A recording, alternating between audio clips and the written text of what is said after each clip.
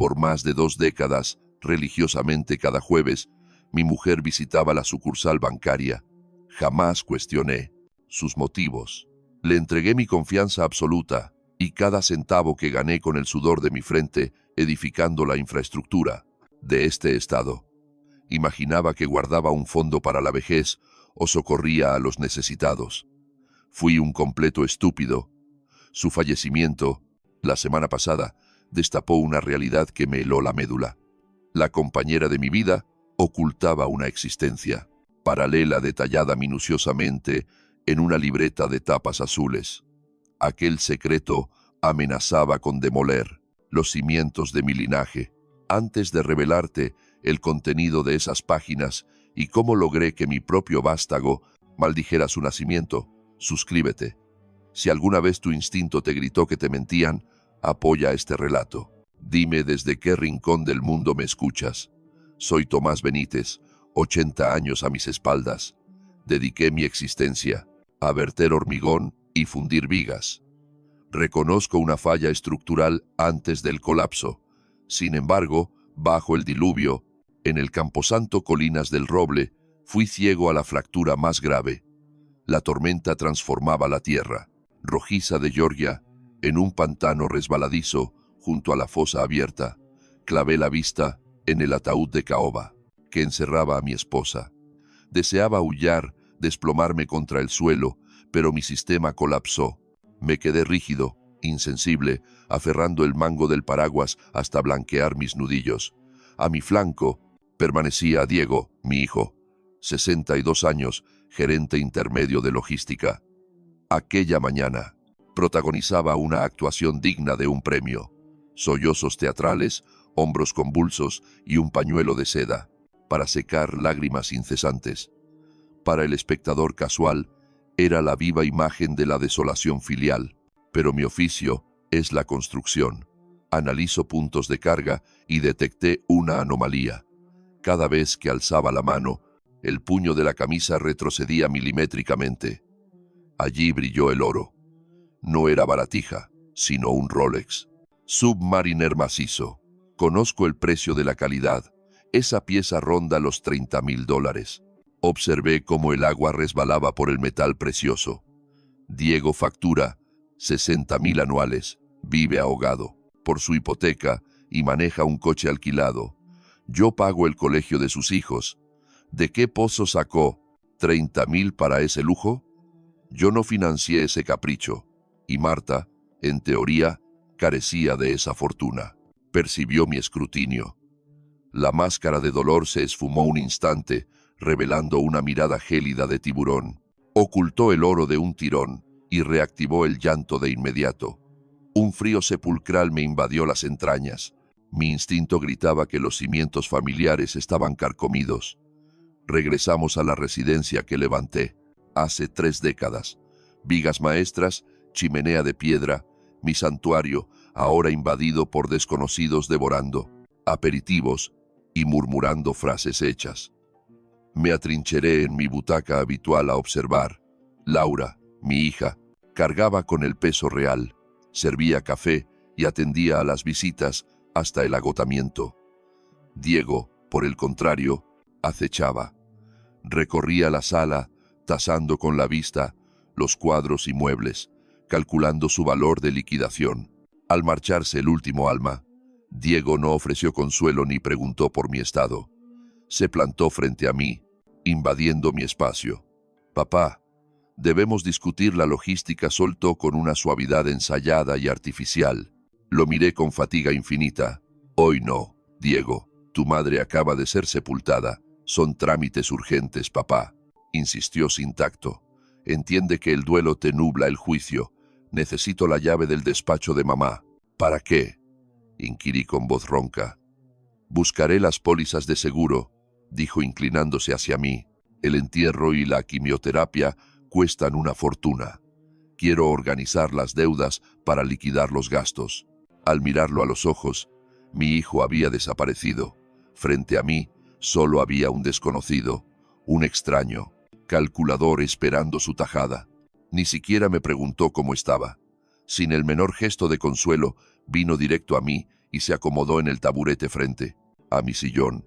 Papá, hay que resolver la logística, dijo con una suavidad ensayada, casi artificial. Lo miré, exhausto. Por favor, Diego, hoy no. Acabamos de sepultar a tu madre. Pero tenemos que gestionar lo administrativo, papá presionó. Mira, entiendo tu duelo. Sé que no estás pensando con claridad. Dame la llave del despacho de mamá. ¿Para qué? Mi voz salió como un graznido áspero. Debo localizar los seguros, respondió, invadiendo mi espacio. Los funerales cuestan una fortuna y las facturas de la quimio deben ser astronómicas. Déjame organizar las cuentas para pagar el entierro. Al observarlo, mi hijo se desvaneció. Ante mí solo había un desconocido, un extraño. La avaricia era palpable. Me enderecé en la silla, dejando atrás al padre afligido para dar paso al ingeniero, ese hombre endurecido por años, lidiando con inspectores corruptos y contratistas vagos. Olvida el funeral, Diego. Dije que está cubierto. Ayer firmé el cheque. Asunto cerrado. Diego parpadeó, descolocado. Ah, vale, eso es bueno. Pero, ¿y el hospital, papá? Estuvo ingresada mucho tiempo. La factura debe ser astronómica. Quizá debamos vender propiedades o auditar las cuentas para solventarlo. Solté una risa áspera, sin humor. ¿Vender propiedades? ¿Así lo llamas? Mírame bien, hijo, dije clavándole la mirada. La semana pasada liquidé la cuenta médica, $512,000, todo de mis ahorros. No le debo un centavo a nadie desde 1985. Yo pagué los cuidados de tu madre. Yo, no el seguro. Así que no hay nada que buscar. Diego se quedó lívido. Jamás imaginó que tuviera esa solvencia. Para él, yo era un simple jubilado viviendo al día, ignorante de mis inversiones en los 90. Pero papá balbuceó, tratando de recuperar la compostura. Podría haber cabos sueltos, deudas ocultas de mamá, o tal vez dejó algún documento importante ahí dentro. Solo quiero poner orden. Llevas $30,000 en la muñeca. Diego le solté, señalando su reloj. Dio un respingo y lo tapó con la otra mano. Es falso, papá. Una réplica barata. Lo compré por $50 en internet para dar buena imagen en la oficina. Lo escaneé. Conozco el oro. Sé cuánto pesa y cómo refleja la luz. Aquello era auténtico. Pero callé. No era el momento. Vete a tu casa, Diego, ordené con firmeza. Vuelve con tu mujer y déjame a mí organizar esto. Dudó, lanzando una mirada ansiosa hacia la puerta del despacho de Marta, al fondo del pasillo. Vi el hambre en su mirada. No era ayuda lo que ofrecía, era rapiña. Está bien, papá, dijo levantándose. Solo quería ser un buen hijo. Avísame si necesitas algo. Salió casi corriendo. Laura se despidió con un beso en la frente, poco después, ofreciéndose a volver si la soledad me pesaba. Finalmente, la casa quedó vacía. El silencio se volvió denso, casi ensordecedor. Permanecí inmóvil mientras la tarde daba paso a la noche y las sombras reclamaban cada rincón. No podía sacarme de la cabeza la urgencia de Diego por entrar en esa habitación. Marta era una tumba con sus cosas. Llevaba la economía doméstica con rigor y solo manejaba una cuenta pequeña para gastos diarios. ¿Por qué Diego creía que habría algo de valor allí? ¿Qué sabía él que yo ignoraba? Me levanté, sintiendo el crujido de mis rodillas, y caminé hacia el pequeño santuario que Marta llamaba oficina. La puerta estaba cerrada con llave, siempre lo estaba. Decía que era para proteger sus patrones de costura de los nietos. Diego tenía razón al pedir la llave, pues yo no la tenía, pero tampoco la necesitaba. Yo mismo instalé ese marco. Fui al garaje, busqué un alambre de acero de alta resistencia y regresé. Tardé 10 segundos en burlar el mecanismo simple de la cerradura. Entré. El aroma a lavanda y papel añejo me golpeó de lleno, rompiéndome el corazón una vez más. Su máquina de coser dormía bajo una funda en la esquina. El escritorio estaba impoluto. Comencé a registrar los cajones. Nada extraño. Facturas de servicios, listas de tarjetas navideñas, cupones recortados del dominical. Marta era la definición de austeridad. Conducía 2 kilómetros extra si eso significaba ahorrar 10 centavos en un litro de leche. La idea de que tuviera deudas secretas era ridícula. Revisé el archivador metálico. Nada. Declaraciones de renta, escrituras de la propiedad. Me dejé caer en su silla, sintiéndome un viejo estúpido. Quizá Diego solo era un entrometido y yo un paranoico, buscando fantasmas para no enfrentar el dolor. Eché un último vistazo a la habitación. Mis ojos se detuvieron en su costurero, sobre la repisa. Esa cesta, de mimbre, llevaba con nosotros 40 años. Diego jamás la tocaría. Para él, eran trastos de vieja. Pero yo sabía que Marta escondía ahí sus chocolates para que los niños no los encontraran. Bajé la cesta y levanté la tapa. Entre hilos, agujas y el alfiletero, bajo unos retales de tela, mis dedos tocaron algo rígido. Lo extraje. Era un libro de contabilidad, un cuaderno azul de tapa dura, de los antiguos. Se notaba el paso del tiempo en el lomo, agrietado y descolorido. Lo abrí por la primera página.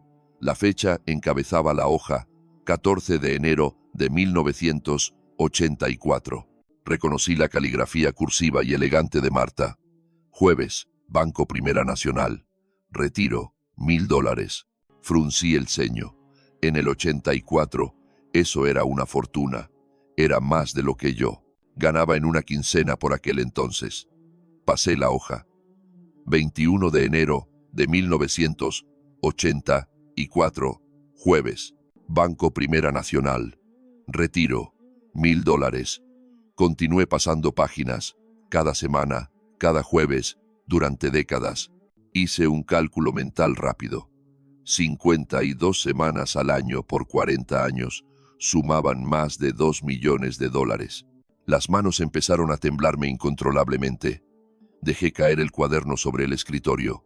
¿De dónde demonios había sacado todo ese dinero? Marta había sido ama de casa toda su vida. O eso creía yo. Una simple profesora de escuela. Eso fue hasta el día de su retiro. No nadábamos en la abundancia. Y aunque así fuera, ¿qué sentido tenía sacar efectivo cada... Mi memoria empezó a atar cabos. Todos los jueves, desde tiempos inmemoriales, Marta salía a hacer sus gestiones. Juraba que iba al mercado, después al banco a depositar su jubilación o a mover fondos a los ahorros. Jamás la audité, nunca exigí ver un comprobante. Mi confianza en ella era ciega. Sin embargo, ese libro de cuentas gritaba otra verdad. No depositaba. Estaba drenando $1000 por semana durante 40 años. ¿A qué agujero negro iba a parar esa fortuna? Salté a la última línea. Estaba fechada el jueves pasado, apenas 3 días, antes de que falleciera. Esa semana estaba tan frágil que sus piernas apenas respondían. Yo fui su chofer hasta el allá, supermercado, y aguardé en el auto mientras ella entraba a la sucursal contigua. Se puso terca. Tenía que entrar sola. El trazo era errático, garabateado por una mano a la que se le escapaba la vida, pero el dato era claro. Jueves, Banco Primera Nacional, $1000. Y justo al lado, rompiendo la rutina de 40 años, una nota en tinta roja, una sola palabra. Hecho. Me quedé, hipnotizado por esas 5 letras. Hecho. ¿Qué diablos estaba terminado? De golpe, me vino la imagen del reloj, ese Rolex de oro macizo en la muñeca de Diego, lo rápido que se bajó la manga al verme y su desesperación por colarse en ese despacho. El corazón me martilleaba contra las costillas. El luto dio paso al pánico puro. A primera hora de la mañana siguiente me dirigí al Banco Primera Nacional. Era jueves, fiel al registro del cuaderno. Había sol, pero el viento era una navaja que atravesaba mi chaqueta de lona. Me detuve un instante en la cabina de mi camioneta, observando el baile de las puertas, automáticas. Durante décadas, Marta había cruzado ese umbral religiosamente cada semana. Traté de visualizarla allí. Entraba con miedo, mirando a los lados, o caminaba con la frente en alto y esa dignidad suya. Sentí una punzada de dolor al admitir mi ignorancia. No tenía ni idea de quién era la mujer que visitaba este lugar. Bajé la vista a mí. Vestimenta, pantalones de faena, desgastados, todavía con manchas de grasa del tractor y unas botas viejas, aunque confortables. Tengo el capital para vestir de etiqueta, pero soy constructor. Me siento yo mismo con la ropa con la que edifiqué mi patrimonio. No le di importancia hasta que pisé el vestíbulo. El lugar era otro desde que levanté esta sucursal en el 98. La remodelación lo había convertido en un cubo de cristal y acero, gélido y sin alma. Me acerqué a las ventanillas. Una chica joven atendía tras el cristal. Su placa rezaba Jessica. No tendría más de 20 años. Manicura impecable y gesto de hastío. Al llegar mi turno, me escaneó con desdén. Sus ojos se clavaron en el cuello raído de mi chaqueta y en la tierra bajo mis uñas. Percibí su sentencia inmediata. Para ella, yo era un anciano decrépito, cobrando una miseria de la seguridad social o protestando por una comisión de $5. ¿En qué puedo servirle?, soltó con una cortesía de plástico fría y distante. Ese tono que usas con los niños o con alguien a quien quieres sacarte de encima. Necesito revisar los movimientos de la cuenta de mi mujer, dije. La voz me salió más ronca de lo planeado, así que carraspeé. Se llamaba Marta Benítez. Falleció la semana pasada. La empleada ni siquiera tocó el teclado, solo me regaló una sonrisita ensayada. Lamento su pérdida, caballero, pero no estoy autorizada a dar datos bancarios a nadie que no sea el titular. Son las normas de privacidad. Inhalé profundo. Conozco las normas, señorita, pero soy su marido. Soy el albacea de su testamento. Tengo aquí mi documento de identidad. Hice ademán de sacar la billetera, pero ella me frenó levantando la palma. Señor, menos que su nombre figure en el sistema o traiga una orden judicial ahora mismo, no puedo hacer nada. Deberá pedir cita con un gestor para la semana entrante. ¿La semana entrante?, repetí, sintiendo cómo el cuaderno azul me ardía en el bolsillo. No puedo esperar 7 días. No quiero sacar dinero. Solo necesito ver el historial. Ella venía cada jueves, sin falta durante décadas. ¿Es que nadie aquí la recuerda? Jessica soltó un suspiro dramático. Señor, por favor, baje el tono o llamaré a seguridad. Atendemos a cientos de personas.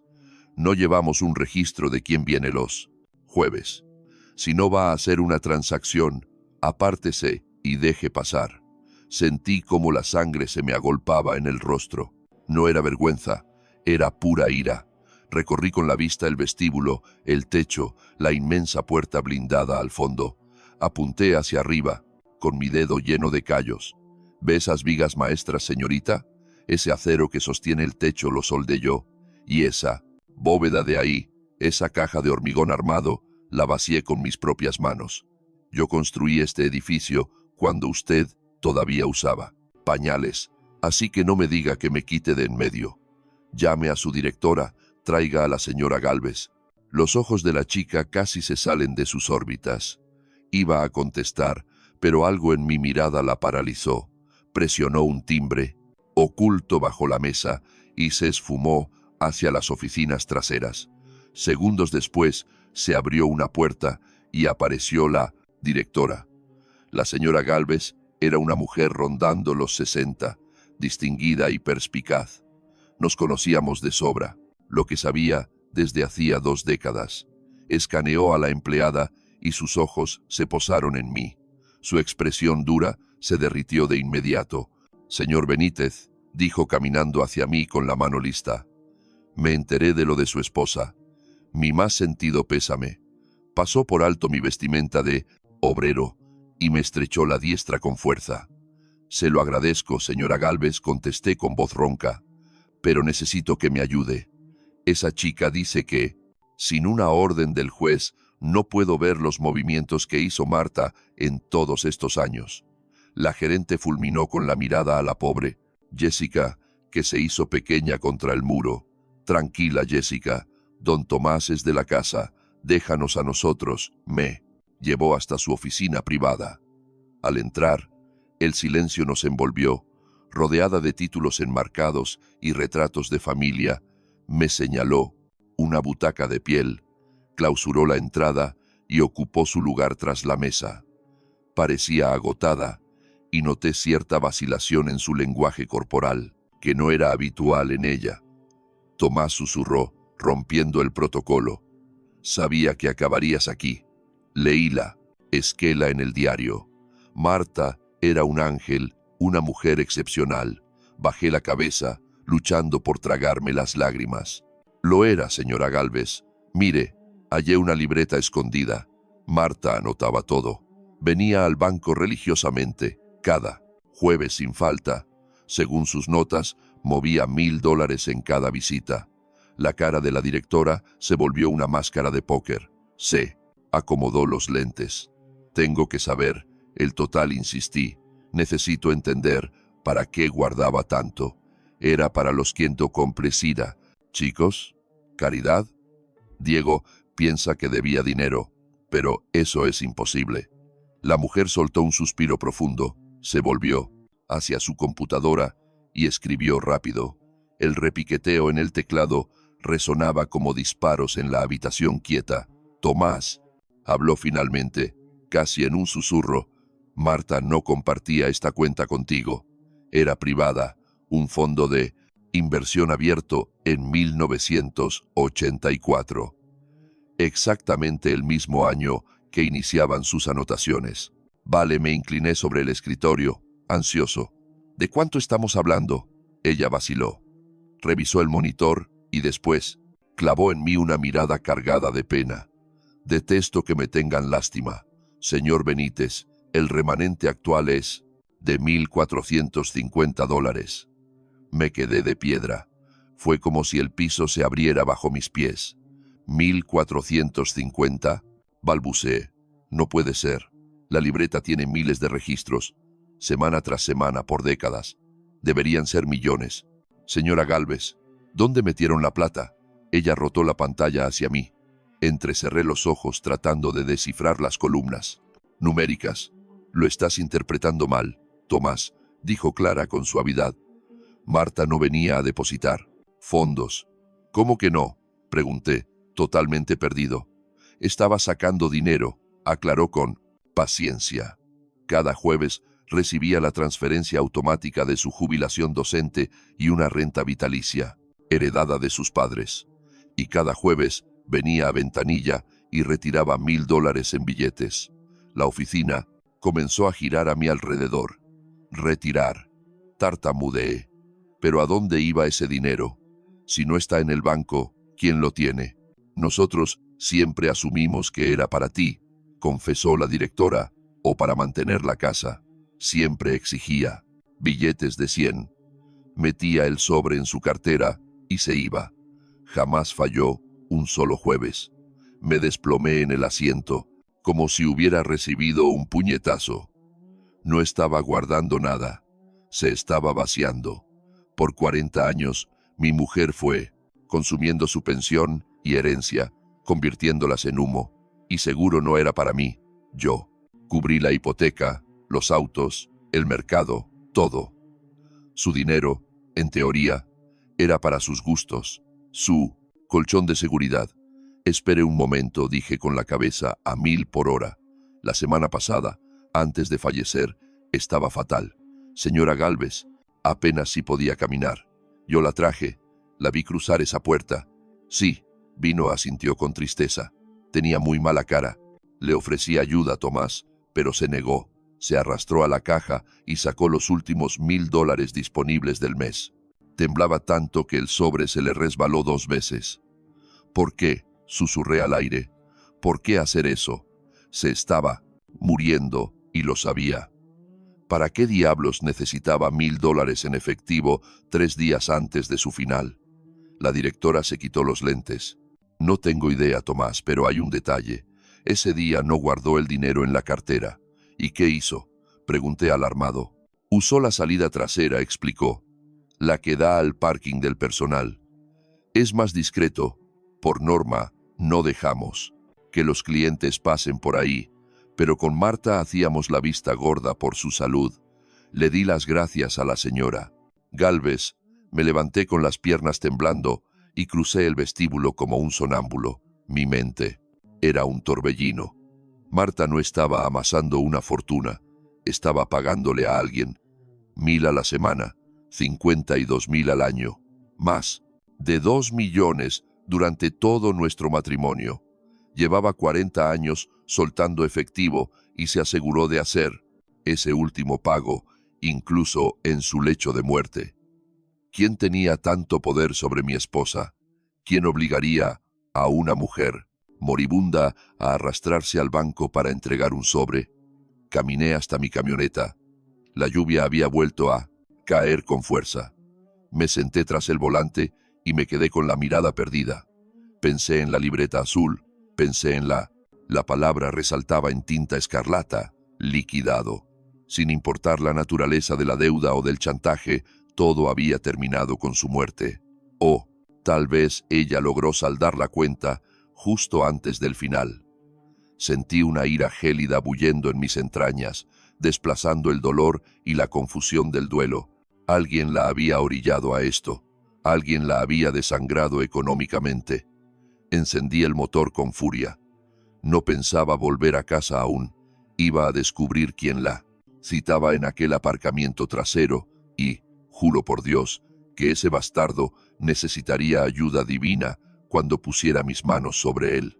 Regresé, conduciendo con esa libreta azul en el asiento del copiloto, tratándola con el respeto de un arma cargada.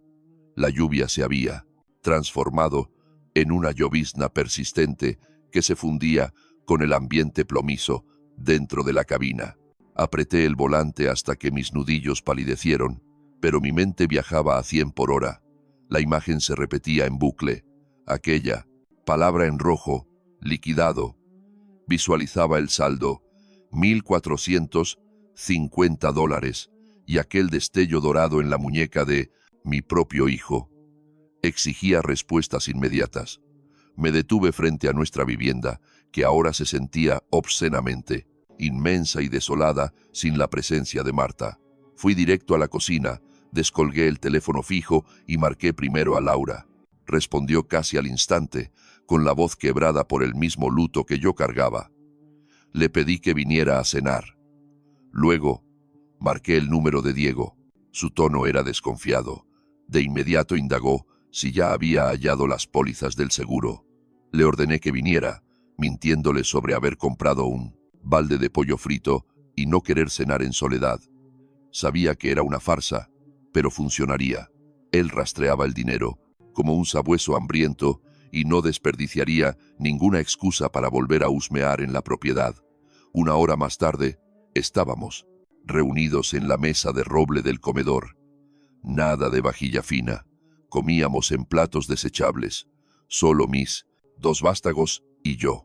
El único sonido ambiente era la lluvia golpeando el cristal y el chirrido de los cubiertos de plástico. Laura lucía, agotada, removiendo la ensalada de col sin apetito, con los ojos inyectados en sangre. En ella era palpable el peso de la ausencia de su madre hundiendo sus hombros. Diego era otra historia. Devoraba con prisa, ansioso. Sus ojos escaneaban cada rincón, de estante en estante, revisando las vitrinas y mirando de reojo el pasillo hacia mi oficina. Vestía un polo casual esa noche, pero aún así pude distinguir que el reloj seguía en su muñeca. Mantenía la mano izquierda oculta bajo la mesa la mayor parte del tiempo. «Y bien, papá», soltó Diego, limpiándose la grasa de la boca con una servilleta. «¿Lograste entrar al despacho? ¿Hallaste algo de valor?» Pausé mi comida. Clavé mis ojos en él. Él tenía 62 años, pero en aquel instante parecía un muchacho atrapado con las notas reprobadas escondidas. Solté el tenedor junto al plato, introduje mi mano en el bolsillo de la camisa de franela y extraje la libreta azul. Sin mediar palabra, la dejé caer en el centro del mantel. Aterrizó pesadamente entre el puré y las galletas. El impacto fue instantáneo. Diego se quedó petrificado. El tenedor resbaló de sus dedos. Su rostro palideció hasta parecer cera. Observaba la cubierta azul como si fuese una víbora lista para atacar. Sabía perfectamente qué era. Lo leí en su mirada. ¿Qué es eso?, inquirió Laura, desconcertada. Intentó tomarlo, pero detuve su mano con suavidad. Que te lo explique tu hermano, murmuré con un tono grave y amenazante. Parece que le resulta familiar. Diego tragó grueso. No sé a qué te refieres, papá. Parece un cuaderno viejo cualquiera. No me mientas, chico, bramé. Mi voz rasgó el aire como un latigazo. Hoy estuve en el banco, Diego. Hablé con la señora Gálvez. Conozco los retiros. Cada jueves, $1,000 durante décadas. Más de 2 millones en total. ¿Dónde están? Laura se cubrió la boca espantada. 2 millones. Papá, ¿qué estás diciendo?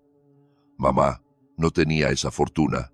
Sí la tenía, repliqué sin quitarle la vista de encima a mi hijo. Tenía su pensión, tenía una herencia que jamás toqué y que ella vació hasta el último centavo, y sospecho que Diego sabe exactamente el destino de ese dinero. Él arrastró la silla hacia atrás con un rechinido hiriente. Parecía una rata acorralada, el sudor perlando su frente. Está bien, escucha, papá balbuceó alzando las palmas. No quería que te enteraras. Mamá me hizo jurarlo. Me suplicó que no dijera nada. Era su secreto. ¿Qué secreto?, rugí. Tenía un problema, papá, susurró Diego bajando la sente. Mirada. Una enfermedad. Era ludópata. Póker en línea, máquinas tragamonedas. Empezó en los 80 y nunca pudo detenerse. Lo perdió todo. Yo traté de ayudarla. Intenté controlar la situación, pero era imposible. Me mantuve en silencio absoluto. Laura lo observaba como si hubiese perdido la razón. «¿Juego?», repitió ella. «¿Te estás escuchando?». Mamá no sabía ni usar un teléfono inteligente. ¿Te acuerdas de la Navidad pasada? Traté de enseñarle las videollamadas y creía que el gobierno la espiaba por la cámara. Aún usaba un celular de tapa del 2005. ¿Pretendes que crea que jugó al tifo? Póker en línea 40 años. ¿Desde los 80? Si apenas había internet. Diego se puso rojo. No era solo en línea, Laura. También iba a partidas ilegales, cosas locales. Estaba enferma. Vale, ustedes no la conocían, como yo. Me lo confesó a mí. Me recliné en la silla, contemplando mis manos, curtidas por 50 años de trabajo duro. La imagen de Marta se me clavó en la mente. Ella ahí, tijera en mano, rescatando cada descuento del diario. Me vino el recuerdo de verla patear 2 kilómetros hasta el mercado, solo porque decía que quemar gasolina para un tramo tan corto era un pecado. Y cómo olvidar sus remiendos en mis calcetines. Se negaba a comprar ropa nueva hasta que lo viejo fuera puro aire y agujeros. Marta, apostando. Por favor, jamás compró un décimo de lotería. Ni siquiera pisaba el bingo de la iglesia. Para ella, eso era tirar la vida a la basura. Mi propio hijo me estaba soltando esa patraña a la cara, y encima, con una historia mal armada. Me tragué el grito. Me aguanté las ganas de saltar sobre la mesa y sacudirlo hasta aflojarle la dentadura, aunque cada fibra de mi ser me rogaba que lo hiciera. Pero debía usar la cabeza. Si lo acorralaba ahora, se armaría de abogados, ocultaría la plata y se esfumaría. No, tenía que agarrarlo con las manos en la masa. Así que solté el cuerpo, dejando caer los hombros. Arrugué la cara fingiendo ser un anciano vencido y me pasé la mano por los ojos. «¡Juego!», susurré, arrastrando la palabra con dolor. «Mi Marta, es imposible de creer». «Es la pura verdad, papá», se apresuró a decir Diego, aprovechando mi supuesta debilidad. Tenía un problema, pero ya pasó. El dinero voló. No hay vuelta atrás. Solo nos queda honrar su memoria y seguir. Dejé escapar un suspiro largo y tembloroso. Tendrás razón, hijo. Lo gastado, gastado está. Estoy agotado. Deberías irte a la cama. Papá, dijo Diego, poniéndose de pie. Se le notaba el alivio. La rigidez abandonaba su cuerpo. Creía haber triunfado, viéndome como un viejo, chocheando, al que se le puede vender humo. Nos marchamos. Descansa.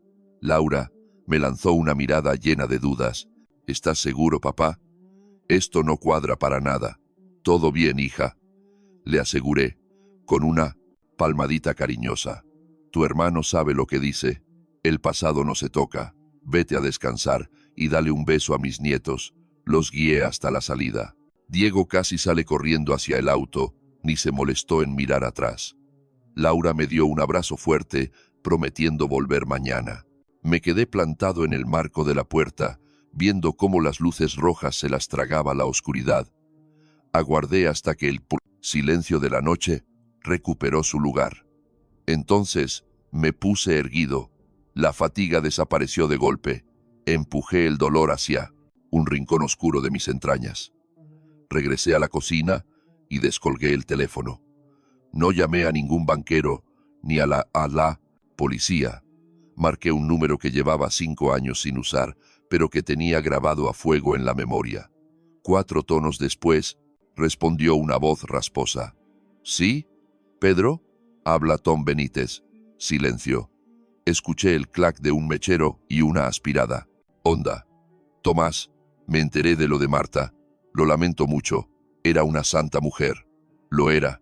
Pedro, contesté. Escucha, necesito un favor. Uno. Grande.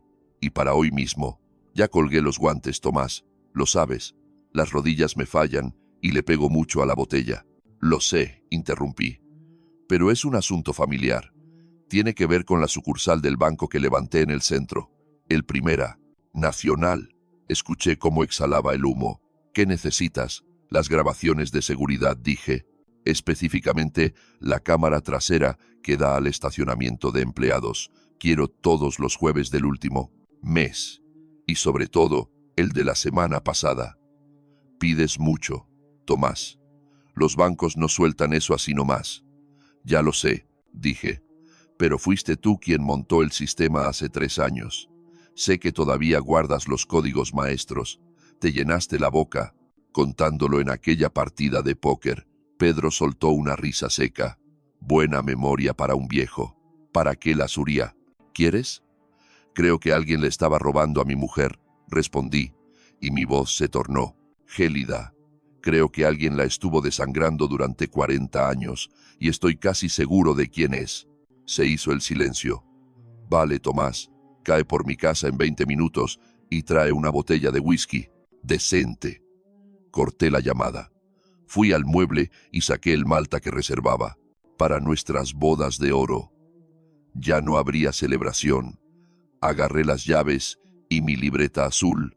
El papel de viudo llorón se había acabado. Esa noche volvería a ser el hombre que levantaba puentes y derribaba muros. Diego creyó que la palabra juego sería su escudo. Pensó que podía manchar el honor de su madre para tapar su codicia. Iba a aprender que no se le roba a un hombre que sabe cómo sepultar problemas bajo cemento. La lluvia martillaba el techo de la camioneta con furia cuando salí hacia los suburbios. Pedro vivía donde termina el asfalto y empieza la grava, allá donde el alumbrado público es un lujo. Su hogar era un contenedor marítimo adaptado, escondido tras un desguace abandonado. Para cualquiera sería chatarra, pero yo conocía a Pedro. Esa caja de metal tenía potencia suficiente para lanzar un cohete. Cogí la botella del asiento y corrí bajo la lluvia hasta la entrada. Pedro abrió la puerta antes de que mis nudillos tocaran el metal. Estaba igual de flaco, pero con más nieve en el pelo. Vestía una camiseta sucia y un chándal con el cigarro pegado al labio. Adentro apestaba a tabaco viejo, electricidad y café. El lugar era viejo y apestaba a misterios sin resolver. Pedro no soltó prenda. Simplemente señaló la botella con la cabeza y me dejó pasar. Crucé el umbral. Aquello parecía un laberinto de servidores, ventiladores zumbando y cables negros enroscados como víboras. En el centro, un escritorio dominado por 3 pantallas gigantes que apenas rompían la penumbra. Me acomodé en una silla de metal que chilló agónicamente bajo mi peso. Pedro destapó el whisky, le dio un trago largo y me lo pasó. Lo empiné. El líquido bajó como lava, quemando la boca del estómago, pero aliviando el nudo que me ahogaba. «Muy bien, Tomás», murmuró Pedro atacando el teclado. «Todavía tengo privilegios de administrador. Jamás se molestaron en actualizar las claves. La desidia es nuestra mejor aliada y el peor enemigo de su seguridad». Los monitores parpadearon y el código fluyó como una catarata digital. De golpe, surgió una toma granulosa y en blanco y negro. Identifiqué el encuadre al segundo. La cámara trasera del banco, apuntando a la zona de empleados y la rampa de carga. «Retrocedamos. 30 días», sugirió Pedro, para entender la rutina. Tecleó la fecha de un jueves. Me pegué a la pantalla. A las 10:15. La puerta de servicio se abrió. Sentí que me faltaba el aire. Era ella. Era Marta. Hubiera reconocido sus andares incluso en esa grabación borrosa. Llevaba su abrigo invernal y el bolso de siempre. Salió al frío helado, vigilando con nerviosismo a ambos lados. No se dirigía a ningún vehículo. Iba directo al rincón más lúgubre del aparcamiento, allí donde la sombra del edificio contiguo era más profunda. Instantes después, entró en cuadro un sedán oscuro. Se deslizaba lento, acechando como un tiburón en la orilla. Los cristales eran tan negros que parecían pozos de tinta. Le faltaba la matrícula delantera y la trasera estaba tapada con barro o cinta adhesiva. El auto frenó. Marta se aproximó a la ventana del acompañante. El vidrio apenas bajó un par de dedos. Ella sacó un sobre blanco y abultado del bolso, deslizándolo por la ranura. La ventanilla se cerró de golpe. El vehículo no se detuvo ni medio segundo. No esperó. Arrancó bruscamente, giró y desapareció de la toma. Mis manos estrujaron mis rodillas con tal fuerza que la artritis me dio un pinchazo. Ella se quedó allí, sola y diminuta, envuelta en el humo del escape. «Pasa a la semana siguiente», le ordené. Pedro saltó 7 días, misma hora, idéntica ceremonia. Marta sale, aparece el sedán, entrega el dinero y el coche se larga. Sin charlas, sin abrazos, sin saludos. Aquello no era ayuda familiar, era puro chantaje. «Ve al jueves pasado», susurré con la voz rota, el día antes de perderla. Pedro vaciló. «¿Estás seguro de que quieres ver esto? Me dijiste que estaba muy mal. Necesito verlo. Pedro, tengo que saber quién le hizo esto». Él asintió y tecleó. El registro marcaba el jueves anterior. Un día claro, pero con mucho viento. La puerta trasera tardó una eternidad en abrirse. Finalmente apareció Marta. Se me escapó un gemido que sonó a animal herido. Su aspecto era devastador. Llevaba un pañuelo cubriendo la calvicie provocada por la quimio. El abrigo le bailaba como si fuera 2 tallas más grande. Tropezó al salir y tuvo que sostenerse contra la pared de ladrillo. Se quedó allí jadeando, intentando recuperar el aliento. No tenía que haber salido de la cama. Debería haber estado arropada bajo una manta, con mi mano entrelazada en la suya. Pero no. Estaba en un aparcamiento helado pagando una deuda que no le pertenecía. El sedán negro surgió de nuevo, el mismo maldito coche. Frenó con agresividad, a escasos centímetros de ella. Marta se pegó a la pared, las piernas le flaqueaban visiblemente en la pantalla.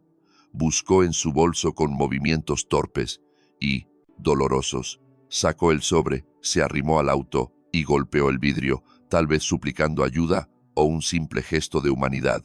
La ventanilla bajó hasta la mitad. Marta intentó entregar el paquete, pero le temblaba tanto el pulso que se le resbaló. El sobre, blanco, aterrizó en el asfalto mojado. Ella se agachó para recuperarlo. Verla doblar el cuerpo fue un suplicio. Parecía tan quebradiza que temí que se partiera en dos. Al fin lo recogió y se enderezó con esfuerzo. Volvió a ofrecerlo y entonces lo vi. Una mano salió del interior. No tomó el dinero con suavidad, lo arrebató con furia, agarrando el sobre y un trozo de la manga de Marta, dándole un tirón violento hacia adelante. Ella perdió el equilibrio, se golpeó el hombro contra el retrovisor, cayó de rodillas contra el pavimento. La mano desapareció, la puerta siguió cerrada. El conductor ni se asomó para comprobar si estaba herida. Subió el cristal y el coche salió quemando rueda, salpicando agua sucia sobre mi mujer moribunda. Marta permaneció arrodillada un largo rato. Luego usó el muro para levantarse poco a poco, se sacudió el abrigo y regresó, cojeando hacia la entrada del banco, donde yo la esperaba en el coche, totalmente ignorante de todo. Empecé a temblar, pero no era por el frío, era una ira blanca, pura, como plomo derretido corriendo por mis venas. Quería matar a ese bastardo, quería desguazar ese auto con mis propias manos. «¡Detén la imagen!», grité. «Regresa. Cuando saca la mano, congélalo ahí». Pedro presionó una tecla. El video se pausó con la mano borrosa en pleno movimiento. «Límpiala», exigí. «Enfoca. Necesito ver ese brazo». Pedro comenzó a ajustar filtros, contraste, luz y nitidez. La mancha se fue definiendo. Era un antebrazo masculino con una manga oscura, quizá un polo o un suéter, pero mis ojos se clavaron en la muñeca. Había un destello metálico inconfundible. «Aumenta la imagen», exigí. Los cuadros digitales se fusionaron hasta definir una forma nítida. Era un reloj, una pieza maciza de oro. Imposible no reconocerlo. Sabía de memoria cada eslabón, cada muesca. Lo había visto brillar bajo la lluvia el día del entierro. Un Rolex Submariner dorado. Bajé la vista hacia la mano. En el dedo anular destellaba un sello inconfundible con una piedra negra, un anillo denso de ónix. Yo mismo se lo entregué a Diego el día que se graduó de la universidad. Era una herencia de mi padre. Se acabaron las dudas. Ya no había refugio en la negación, ni consuelo posible para un padre. El sujeto del auto, ese cobarde, que vio a su madre desplomarse y huyó, el parásito que la había estado desangrando durante años, era él. Era mi hijo, Diego, mi propia sangre. Pedro leyó la sentencia de muerte en mi rostro, olió la devastación, sin decir palabra, llenó un vaso sucio con una generosa medida de whisky y me lo tendió. «¿Es él, verdad, Tomás?», susurró. Acepté el trago. El pulso ya no, me temblaba. El shock había dado paso a la fría determinación de quien tiene una tarea pendiente. «Sí», sentencié, «lo conozco». «¿Me lo puedes sacar en papel?», señalé el monitor. «Quiero una copia en alta definición de esa muñeca y ese reloj». «Hecho», respondió Pedro. Mientras la impresora escupía la prueba, la doblé meticulosamente y la guardé junto a mi libreta azul. Me puse de pie sintiendo que cargaba el peso del mundo, pero impulsado por una energía oscura. «Gracias, Pedro. Te debo una. No me debes». «Nada», gruñó él, mirando la pantalla con repulsión. «Solo asegúrate de que, hagas lo que hagas, le duela. Le va a doler», prometí, «más que nada, en su maldita vida». Me interné en la noche helada. La lluvia había cesado, pero el viento cortaba como cuchillo. Regresé a la camioneta y arranqué el motor. No iría a por Diego todavía. Lo negaría todo. Diría que prestó el coche, que le robaron el reloj. Inventaría otra fábula patética como la del juego. No. Antes necesitaba entender el origen. La libreta comenzaba en 1984. Por aquel entonces, Diego era un crío de poco más de 20 años, recién incorporado a la empresa. ¿Qué demonios ocurrió ese año? ¿Por qué? ¿Iniciaron los chantajes justo ahí? Conduje a casa excavando en los estratos de 40 años de recuerdos. Fui directo al sótano. Allí reposaba el cementerio de papel de Construcciones Benítez. cajas de facturas, declaraciones de impuestos y contratos antiguos. Yo jamás tiro nada. La bombilla desnuda parpadeó al encenderse, revelando un aire cargado de polvo, tierra seca y humedad. Localicé la caja marcada 1984 a 1985. La arrastré hasta mi mesa de trabajo y rajé la cinta con mi navaja. Dentro se apilaban facturas, hojas de control y reportes de seguridad. Fui pasando los meses, abril, mayo, junio, y entonces di con la carpeta que buscaba. Tenía una pestaña roja, reporte de incidente, 14 de junio de 1984. No me hacía falta leerlo. He revivido esa fecha en pesadillas durante décadas. Levantábamos el paso elevado de la Interestatal 20. Era nuestro contrato estrella, el proyecto que nos pondría en el mapa. En lugar de eso, casi nos entierra. Aún escucho el sonido, primero el chirrido metálico al desgarrarse, luego los alaridos y finalmente el golpe seco del andamio contra el suelo. Un chico llamado Miguel estaba allá arriba. Cayó 10 metros. Sobrevivió de milagro, pero condenado a una silla de ruedas. La investigación fue una carnicería. Los inspectores se nos echaron al cuello. Descubrieron la ausencia de un perno de seguridad en el mecanismo central. Hablaron de negligencia criminal. El seguro se disparó a las nubes. Perdí 3 licitaciones. Rozamos la bancarrota. Pasé 5 años trabajando 18 horas diarias solo para no apagar las luces. Y siempre me torturó la misma duda. ¿Cómo se soltó? Ese perno. Son de acero templado. No se caen solos. Cerré el expediente. Esa era la mentira oficial. Pero si el cuaderno empezaba en el 84, tenía que haber algo más. Escaneé el resto del sótano.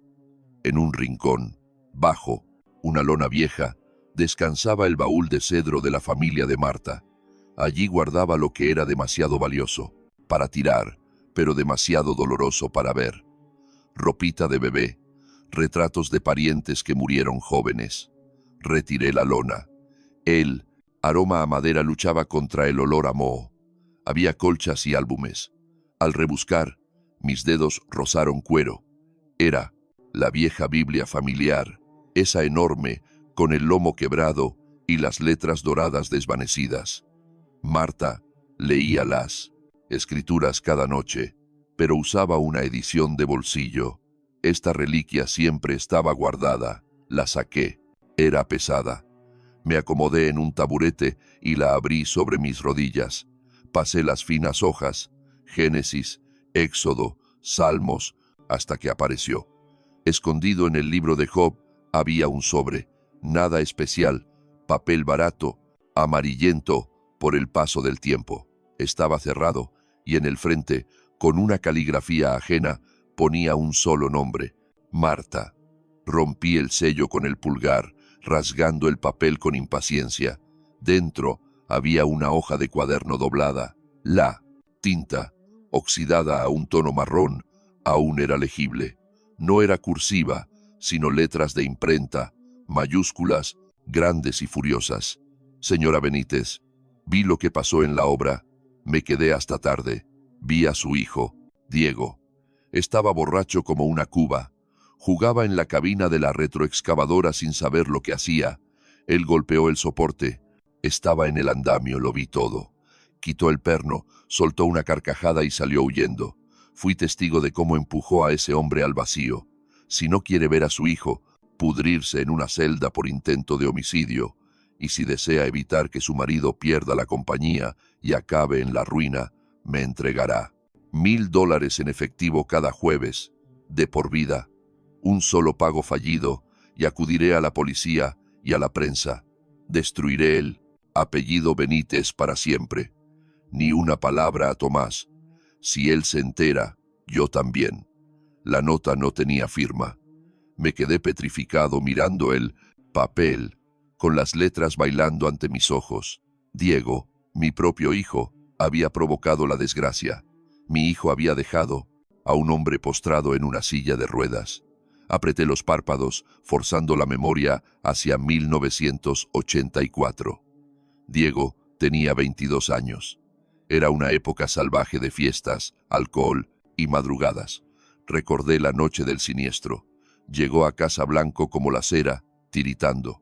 Juró que tenía gripe y se atrincheró. 3 días en su habitación. Me tragué el cuento de la enfermedad, pero Marta lo cuidó. Le subía caldos y lo mimaba. Ella sabía la verdad. Esa maldita carta debió llegarle poco después. Descubrió que su hijo era el responsable de destrozar la existencia de un ser humano y de casi hundir mi negocio. Y en lugar de confesármelo, en vez de obligarlo a dar la cara y asumir su culpa, decidió encubrirlo. Pactó con el diablo. $1000 semanales durante 40 años. Cargó con el chantaje para salvarme de la bancarrota y a Diego de la prisión. Llevó esa cruz en absoluta soledad. Sin embargo, algo no encajaba. Soy ingeniero, entiendo el lenguaje de las cargas, la tensión y la resistencia. Releí la amenaza. Golpeó el soporte del andamio, tiró el perno. Fruncí el ceño, me dirigí a la mesa y desplegué el informe del accidente. Desempolvé los planos de los andamios que usábamos en 1984. El sistema de bloqueo funcionaba por gravedad. El perno se ubicaba en la cara interna del montante, mirando hacia la columna de hormigón. Si una maquinaria impactara la estructura desde fuera, doblaría el metal, abollaría las bases, pero jamás expulsaría un perno hacia adentro. Para retirar esa pieza, es necesario situarse frente a ella, levantarla, pestaña de seguridad y deslizarla.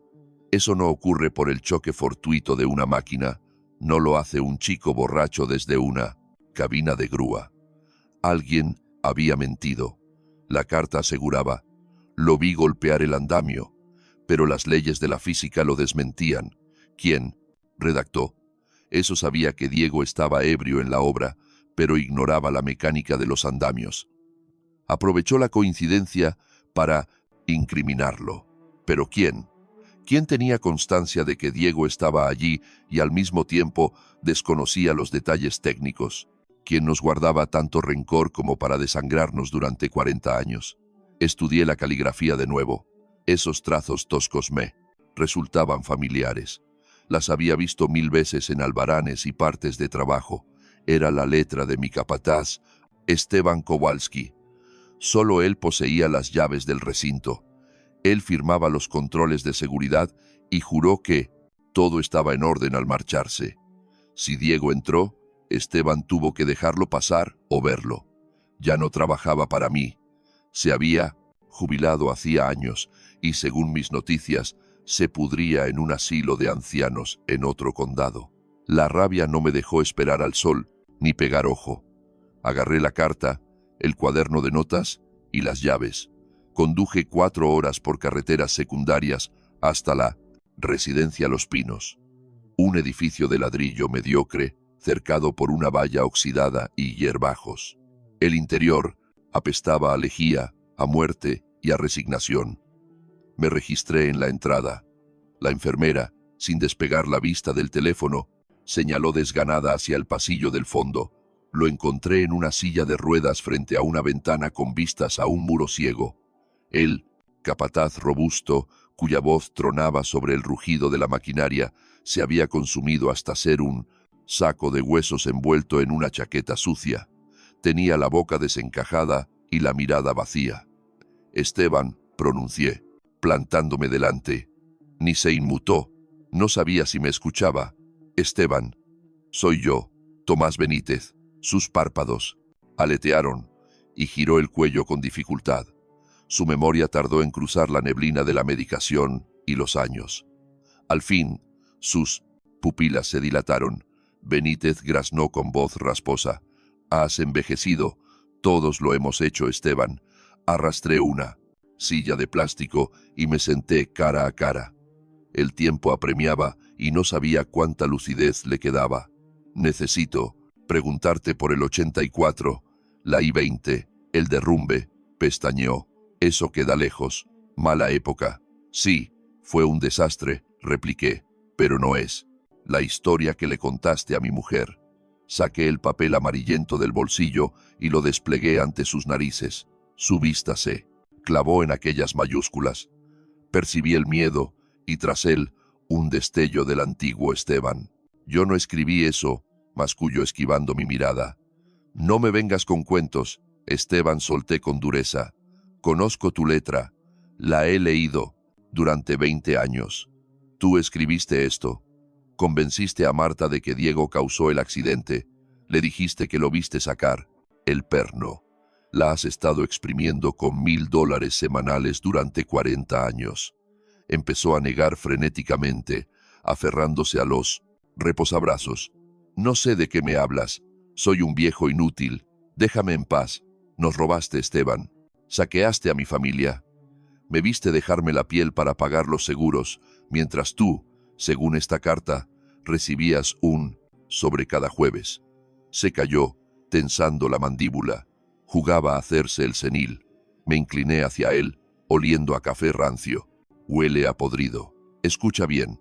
Tengo los extractos bancarios, las grabaciones y un equipo legal listo para desmantelar este antro hasta dar con cada centavo que escondiste. Pero el dinero ya no me importa. Exijo la verdad. ¿Por qué? ¿Por qué le hiciste eso a Marta? Soltó una carcajada desagradable, llena de flema. ¿Crees que me forré, Benítez? Abre los ojos. Mira este basurero. ¿Tengo pinta de millonario? Entonces, ¿dónde está? Insistí. ¿Dónde metiste la plata? Alzó la vista. De repente, su mirada se volvió lúcida, cortante. Me analizó como si fuera material de construcción defectuoso. No me lo dieron a mí, Tomás, dijo secamente. Solo recibí $100 una vez por redactar la nota. Sentí un escalofrío. ¿Cómo dices? Yo solo era. El capataz continuó. Tenía acceso a la obra, sí, pero la idea no fue mía. Escribí lo que me dictaron. ¿Quién? Pregunté con un nudo en la garganta. Su sonrisa se torció. El nene Tomás. Tu Diego. El suelo pareció abrirse bajo mis pies. Diego. Apareció en mí. Caseta la noche del accidente, relató. Estaba destrozado, llorando a moco tendido. Debía una fortuna, Tomás. Juego, apuestas, hipódromos. Se había metido con gente peligrosa de Atlanta y le iban a romper las piernas si no pagaba. Buscaba una salida desesperada. Sabía lo del siniestro. Sabía que tú tenías la cabeza en otro lado. Vino, me rogó, se arrodilló. Dijo que tú jamás soltarías un centavo porque eras demasiado duro. Pero su madre dijo que ella era blanda, que pagaría lo que fuera por salvarlo. Me dictó cada palabra de esa maldita carta. Me dio $500 por enviarla. Dijo que él se encargaba del resto. Sentí un vacío en el estómago, y él cobraba semanalmente. Esteban asintió. Le dijo que dejara el efectivo en el banco, fingiendo que hacía recados. Él lo recogía, jugando a ser el mensajero y la víctima a la vez. Yo solo fui el hombre del saco. Tomás, él le decía. Kowalski, pide más. Kowalski va a cantar. Pero era él, siempre fue él. Lo miré fijamente. Quise llamarlo mentiroso. Quise agarrarlo del cuello, pero todo tenía un sentido macabro. El reloj caro, la codicia, la urgencia por heredar el carro, despacho. Diego no solo le robó a su madre, la torturó psicológicamente. Le hizo creer que su propio hijo era un criminal. La condenó a pagar por esa culpa durante 40 años. Usó su amor materno como un puñal y dejó que muriera. Engañada. Esteban me miraba, casi aliviado de soltar la carga. Es mala sangre, Tomás murmuró. Yo agarré los 500 porque estaba necesitado. Jamás pedí más. Creí que pararía en cuanto saldara sus deudas. Pero nunca paró, ¿cierto? No, respondí levantándome con dificultad. Sentía las piernas de plomo. No, nunca se detuvo. Di media vuelta. No soportaba verlo ni un segundo más. Sí, Esteban era culpable, pero no el arquitecto. El artífice de 4 décadas de sufrimiento silencioso era mi propia sangre. Mándale saludos de su capataz, gritó Esteban. mientras yo salía. Dile que no me olvido. No contesté. Salí a la luz del día, que me pareció brutal. Me sentí enfermo. Fui al costado del edificio y vomité sobre la hierba. Mi esposa, mi dulce Marta, pasó la vida protegiendo a un hijo que le tenía un cuchillo en la garganta. Despertaba cada día aterrorizada. Miraba a Diego con una mezcla de amor y pánico, temiendo que el testigo hablara, sin saber que el chantajista cenaba en nuestra mesa, usaba la ropa que ella lavaba y comía lo que ella cocinaba. Me limpié la boca y me erguí. La náusea dio paso a una frialdad absoluta. Diego quería el dinero, la casa, lo quería todo. Recibiría algo, por supuesto, pero no lo que imaginaba. Regresé a la camioneta. Al encender el móvil vi un mensaje suyo. Papá, seguimos sin hallar los papeles. Hay que resolver esto. Tecleé con dedos, extrañamente firmes. Ven esta noche, trae al abogado. Encontré los documentos, firmaremos todo. Envié el mensaje. Arranqué el motor. Era hora de preparar la última cena de los Benítez. Al llegar a mi calle, vi un coche gris frente a mi entrada. No era el de Diego, sino un Ford genérico. Un hombre leía el periódico adentro. Al verme, dobló el diario y se bajó. Vestía un traje barato, mal cortado, lo reconocí al instante. 40 años en la construcción te enseñan a oler a un notificador judicial a kilómetros. ¿El señor Tomás Benítez?, preguntó acercándose por el camino. Soy yo. Me tendió un sobre Manila abultado. Ha sido notificado, caballero. Que tenga buena tarde. Se fue sin mirar atrás. Rasgué el sobre allí mismo. No necesitaba entrar para saber que Diego había movido ficha. Sabía que fui al banco. Sabía que no me tragué el cuento de las apuestas. Sabía que estaba indagando. Un animal acorralado ataca. El encabezado me golpeó como un mazo. Petición de tutela y curaduría de emergencia. Demandante, Diego Benítez. Demandado, Tomás Benítez. Leí el resumen con incredulidad. Mi propio hijo solicitaba al juzgado que me declararan mentalmente incompetente.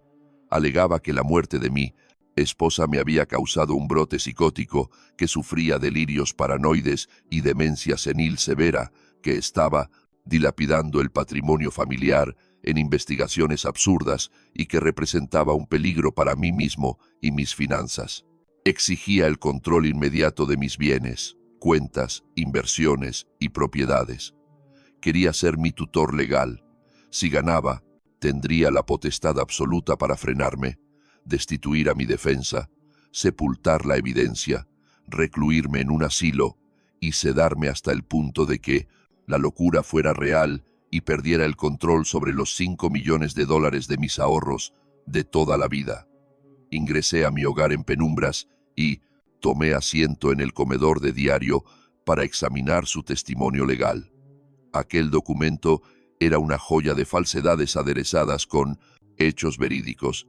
El comportamiento de mi padre es inestable tras el deceso de mamá, alegaba. Está convencido de que existen complots turbios sobre su muerte. Ha tenido altercados violentos con los empleados bancarios.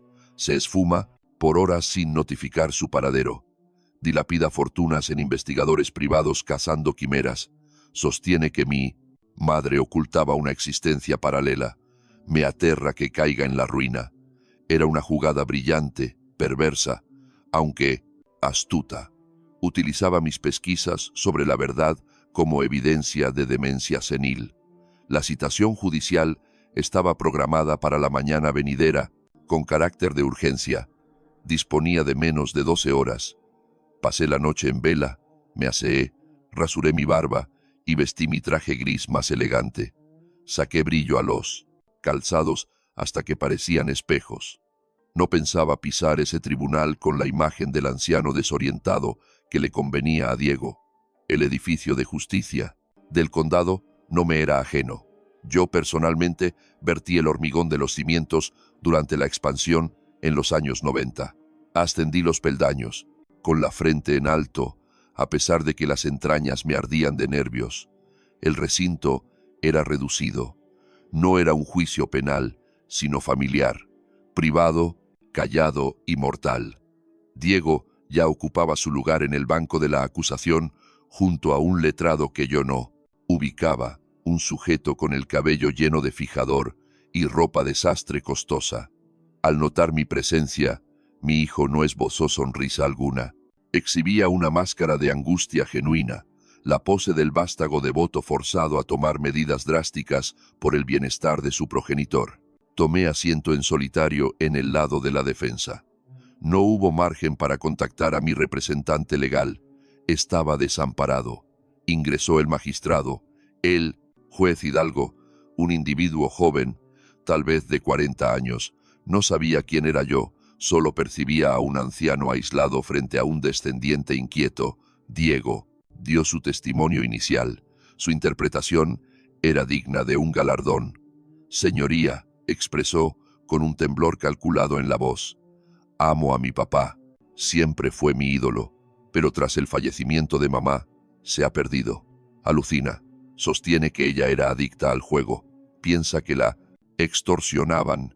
Fue a la sucursal y vociferó contra las empleadas al olvidar su propia información. Ayer se ausentó 6 horas. Manejó hasta un geriátrico para hostigar a un paciente con demencia. Cree que ese sujeto oculta misterios de un siniestro de hace 40 años. Habita en el ayer. Derrocha capital en detectives. Únicamente deseo su seguridad. Anhelo resguardar lo que edificó con tanto esfuerzo. El juez asentía con empatía. Me observó con esa conmiseración que tanto aborrezco. Señor Benítez, pronunció, ha oído los argumentos de su hijo. Afirma que usted exhibe síntomas de paranoia y negligencia económica. ¿Es verídico que solicitó los servicios de un detective privado esta semana? Me puse de pie pese a las quejas de mis articulaciones. Así es, su señoría, repliqué. Pagué a un experto para auditar inconsistencias en los movimientos bancarios de mi difunta esposa. Y confirmo que ayer visité un asilo. Correcto, afirmé. Fui a interrogar a un antiguo colaborador sobre dichos desajustes. El magistrado arrugó la frente. Señor Benítez, suavizó el tono, su mujer falleció hace apenas 10 días. El luto enturbia el juicio. Nos induce a percibir conexiones inexistentes. Su descendiente teme que usted corra tras ilusiones y agote su patrimonio en el proceso. Clavé la vista en Diego. Se cubría los labios con la palma, disimulando una mueca de triunfo. Si en ese instante mencionaba misivas anónimas, relojes Rolex y declaraciones sin sustento tangible, parecería un paranoico de manual. Requería tiempo, acceder a su residencia, localizar el capital sustraído, evidencia innegable. Su señoría, expuse, comprendo la óptica de la situación. Reconozco que mi proceder ha sido atípico. La pérdida de Marta ha sido devastadora. Diego asintió vigorosamente, incitando al juez a interpretar mi confesión como fragilidad mental. No obstante, no soy incapaz ni padezco senilidad. Levanté la mitad de los viaductos de este distrito. Sé auditar un balance mejor que cualquiera de los presentes. No solicito que rechace la demanda de inmediato. Imploro el debido proceso. Ruego una prórroga. ¿Con qué fin?, inquirió el togado. Concédame 3 días, respondí. 72 horas. Sométame a un peritaje psicológico imparcial con el especialista que usted designe. Aportaré mis extractos bancarios para acreditar que mis egresos son coherentes. Poseo 5 millones de dólares en reservas, su señoría. Invertir unos cientos en investigaciones no implica la bancarrota. El defensor de Diego se inclinó hacia su cliente. Ganar tiempo jugaba en su contra. Su señoría, interrumpió, consideramos que existe un peligro inminente para la herencia. 3 días podrían traducirse en pérdidas millonarias. El juez volvió a observarme. Mis manos no temblaban, mi mirada era lúcida. Otorgaré la postergación, dictaminó. No es posible despojar a un ciudadano de sus derechos sin el dictamen médico previo. La sesión se reanudará el viernes a las 9. Diego hizo un gesto como si hubiera masticado un limón agrio. No obstante, agregó el magistrado, para salvaguardar el capital, ordenó el bloqueo temporal de los bienes mayores. Hasta el viernes se le restringe el retiro a un máximo de $100 de cualquier fondo, señor Benítez. Sus tarjetas quedarán congeladas. El por statu quo por se mantiene. Hice un gesto de afirmación. Sabía que era una celada judicial, pero una con la que podía maniobrar. Para lo que se avecinaba, no me hacía falta capital, sino mis propias manos. Entendido, señoría. En el pasillo de salida, Diego me cortó el paso. Dejó caer esa máscara de hijo afligido y la cambió por una mueca cargada de veneno. Solo estás alargando la agonía, viejo siseo. Voy a ganar, y en cuanto tenga la sentencia, te meteré en el asilo más inmundo que exista. Te encerraré en un agujero oscuro para que te pudras igual que dejaste que se pudriera mamá. Le sostuve la mirada sin pestañear. Tienes 3 días, Diego. Disfrútalos, porque cuando llegue el viernes, tu problema no será mi herencia, sino tu propia libertad. Salí a la luz del día. Tenía 72 horas, las cuentas bloqueadas y un billete de $100 en el bolsillo. Pero contaba con algo que Diego no tenía: las llaves de la casa que le construí 10 años atrás. Sabía exactamente dónde guardaba sus trapos sucios. Su pereza mental lo hace demasiado predecible. Esa noche aparqué a un par de calles de su residencia. Era una de esas mansiones de revista, con exceso de columnas, mucho estuco, pero sin alma. Apestaba a dinero, y yo sabía muy bien de quién era ese dinero. A las 6 en punto, una limusina recogió a Diego y a su mujer, Lidia. Subieron al coche entre risas, copa de champán en mano. Estaban de celebración. Creían que el bloqueo de fondos marcaba el principio de mi fin. Iban a cenar a todo lujo para brindar por una fortuna que daban por segura. Esperé hasta perder de vista las luces rojas del coche. Añadí 20 minutos de margen por seguridad. Aquel barrio era de los que tienen setos tan altos como las hipotecas y vecinos que no se miran a la cara. Busqué bajo el asiento y saqué mi cinturón de trabajo. Nada de ganzúas ni herramientas de ladrón. Soy constructor. Sé cómo nacen los edificios y cómo mueren. Y esa casa en concreto la conocía al milímetro porque fui yo el contratista principal. Conozco cada clavo y cada viga. Fui hacia el acceso lateral. El candado estaba puesto, pero el perno llevaba años vencido. Se lo advertí a Diego hace 3 años y jamás lo arregló. Me colé en el patio trasero. La iluminación de la piscina teñía el agua de un turquesa artificial. Parecía un hotel.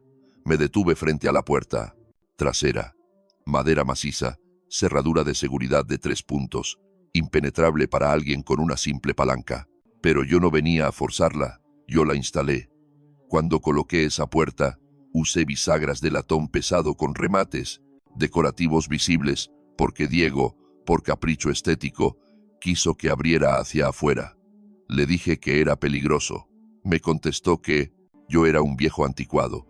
Saqué el destornillador plano y el martillo. Calcé la punta bajo la cabeza del perno superior y di un golpe seco. El pasador saltó y lo retiré. Hice lo mismo con el central y el inferior. Dejé las 3 varillas sobre el felpudo. Con mucho cuidado, hice palanca en el lateral de la cerradura y saqué la hoja de la puerta de sus goznes.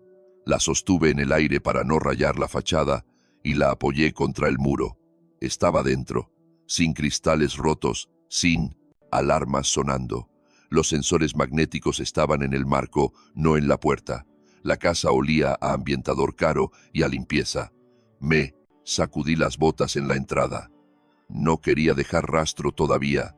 Sabía a dónde dirigirme. Su despacho en la planta alta, esa habitación con vistas que, según él, necesitaba para gestionar sus inversiones. Subí la escalera. La moqueta era tan densa que silenciaba mis pasos. La puerta de la oficina estaba abierta de par en par, con soberbia. Entré y prendí la luz del escritorio. Era un insulto. Paredes forradas en piel, una mesa digna de un magnate y estanterías repletas de libros que jamás habían sido abiertos. Fui directo al cuadro de casa colgado tras el sillón. Una pintura espantosa. Lo descolgué a un lado. Ahí estaba, la caja fuerte empotrada, panel digital de 4 dígitos, el único obstáculo. Observé el teclado. Diego es narcisista y vago. Jamás usaría una combinación aleatoria. Probé su cumpleaños. Error. El de Lidia. Error. El aniversario de bodas. Error. Eché un vistazo a la habitación. Todo ese lujo, el cuero, las vistas, existía gracias a una sola persona, Marta. Tenía sentido que Diego quisiera recordárselo cada vez que accedía a su botín. Marqué la fecha de nacimiento de mi esposa, 0407. La luz verde parpadeó y el mecanismo hizo clic. Sentí una náusea profunda. Había usado el fútamo, cumpleaños de la mujer a la que estaba robando como clave para proteger lo robado. Un chiste macabro y privado. Abrí la pesada puerta de acero. Los estantes estaban a reventar. Al fondo, pilas de dinero, paquetes gruesos de $100 con las cintas del Banco Primera Nacional. Era el efectivo que Marta había ido retirando estos meses. Ni siquiera se había molestado en blanquearlo. Lo tenía ahí amontonado como si fuera calderilla. En la repisa central había pasaportes y libretas de ahorro. Las revisé. Cuentas en las Islas Caimán, en Suiza, cifras obscenas, depósitos regulares durante décadas que encajaban perfectamente con los retiros de la libreta de Marta. El muy desgraciado había invertido el dinero robado y lo había multiplicado mientras su madre moría. Mientras ella ahorraba hasta el último centavo, él se enriquecía con su angustia. En el estante superior había un montón de documentos sujetos con una goma elástica. El primero era una hoja arrancada de un cuaderno amarillento. Alguien había ensayado letras mayúsculas con lápiz una y otra vez, de forma obsesiva. Reconocí la mano de Diego al instante. Lo vi claro. La caligrafía, al principio vacilante, se volvía luego agresiva y afilada, idéntica a la del chantaje. Detrás encontré el primer borrador de la carta, lleno de tachaduras y correcciones, buscando la frase más cruel. Si no paga, su hijo se pudre en la cárcel. Esa oración la había reescrito 3 veces. Detrás venía el resto del archivo, decenas de borradores con las amenazas que le lanzó a Marta cada vez que se quedaba sin dinero. Kowalski exige más, mamá. El testigo está a punto de rajarse. Necesito 5,000 o cantará. Lo guardaba todo. Conservaba la evidencia física de su propia inmundicia. ¿Por qué? Porque eran trofeos, muestras de lo listo que se creía, de la facilidad con la que manipuló a la mujer que le dio la vida. Me temblaron las manos al sostener aquellos papeles. No, era simple estafa. Era una tortura psicológica meticulosamente orquestada durante 40 años. Era la confirmación de que mi hijo no tenía alma. Arrasé con todo. Metí los fajos de billetes, las libretas y las cartas en la bolsa de deporte que traía. Dejé la caja fuerte vacía, sin una sola hoja. Cerré la puerta y giré la combinación. Coloqué el cuadro en su sitio. Por un segundo quise destrozar la habitación, volcar el escritorio, quemar los libros. Pero eso lo pondría en guardia. Necesitaba que siguiera sintiéndose intocable.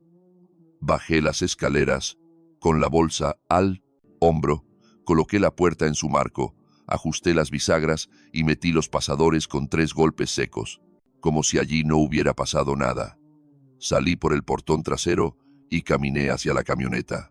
Dejé el botín en el asiento del copiloto, junto al cuaderno. Respiré hondo. Sí, técnicamente había cometido un delito, pero no me sentía un ladrón, sino un soldado recuperando suministros en territorio hostil. Era medianoche. Diego estaría pidiendo el postre, riéndose de lo fácil que era manejar a su viejo. Arranqué el motor, que se riera, que disfrutara su crème brûlée. Al día siguiente recibiría la llamada que dictaría su sentencia. Al amanecer del sábado, yo estaba sentado en la cocina con la bolsa abierta. Los fajos de dinero, los documentos de cuentas en paraísos fiscales y las cartas estaban desplegados como las piezas de un rompecabezas macabro, por fin completado. No había pegado ojo, pero el sueño no llegaba.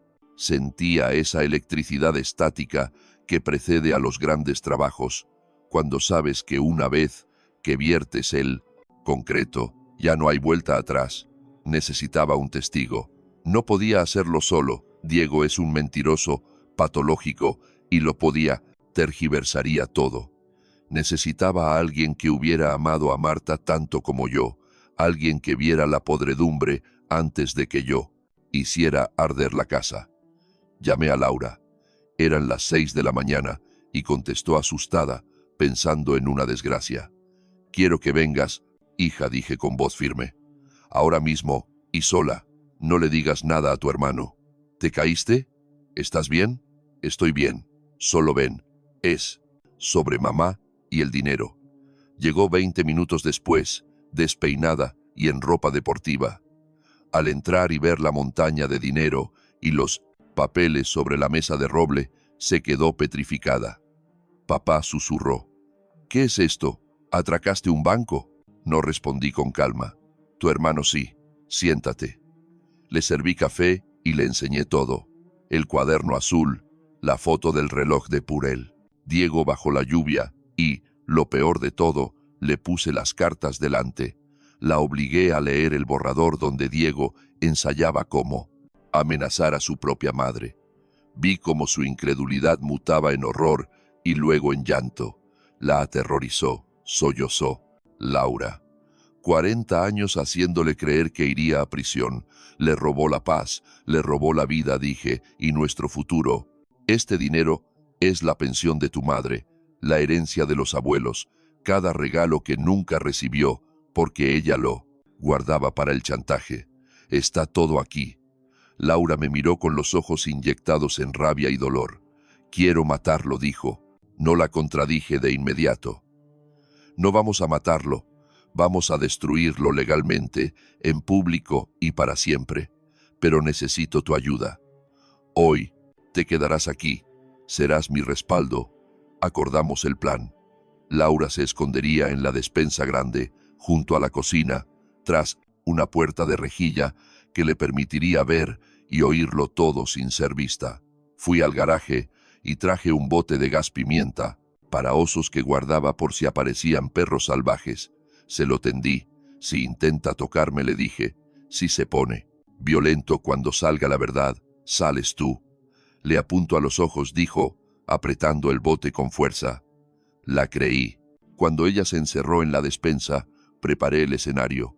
Cerré las persianas y apagué todas las luces, dejando solo la lámpara del comedor encendida.